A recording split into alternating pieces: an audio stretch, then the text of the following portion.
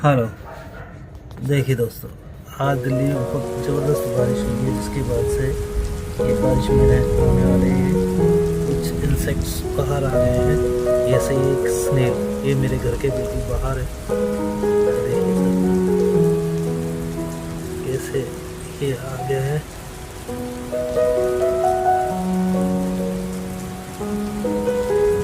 कैसे स्लो चलता है।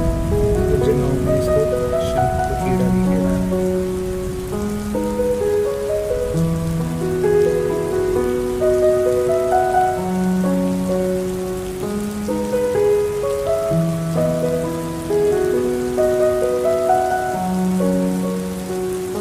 ये देखिए कैसे स्लोली स्लोली ये चल रहा है।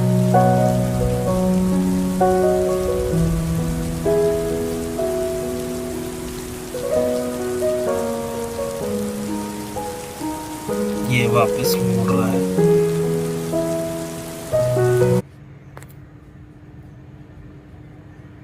अभी हम इसको